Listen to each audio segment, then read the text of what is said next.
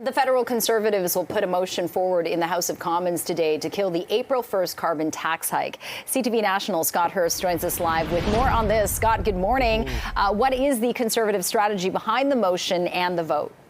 Good morning, Jen. The strategy for the Conservatives is to keep the pressure on the Prime Minister, keep the pressure on the Liberal government. As it appears, opposition to the carbon tax hike appears to be growing outside of Parliament Hill, at least. And so the government may be able to stave off the votes, but they're having a hard time convincing Canadians that this tax hike is worth it. So the opposition plans to keep the pressure on the Liberal government and keep the votes. That means multiple votes, opposition day motions.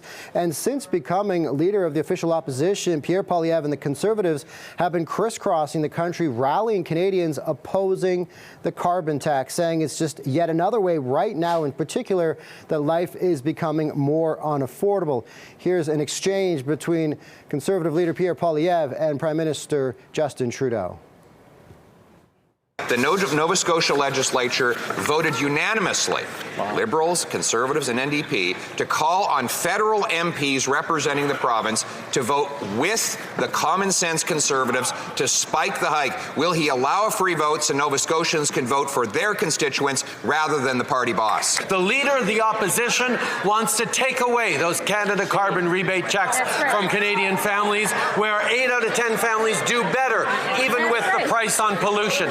It's a way of fighting climate change, of building a safer, more prosperous future, and putting more money back in the pockets of Canadians, something he wants to take away.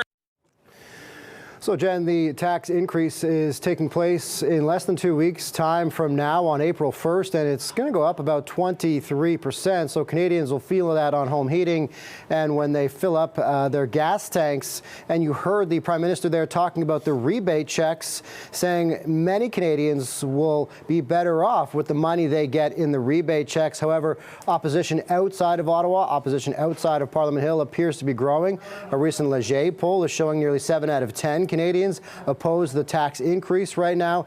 And we've also seen, Jen, over the last couple of weeks, up to 7 premiers across the country, including the Liberal premier in Newfoundland and Labrador, calling out the federal government, saying now's not the time to increase the carbon tax, citing affordability and the current cost of living crisis that so many Canadians are dealing with right now, Jen. Yeah, even Ontario Liberal leader Bonnie Crombie saying that she's not going to impose a provincial carbon tax if she can beat Premier Doug Ford. All right, CTV National Scott Hurst joining us live. Thank you for that.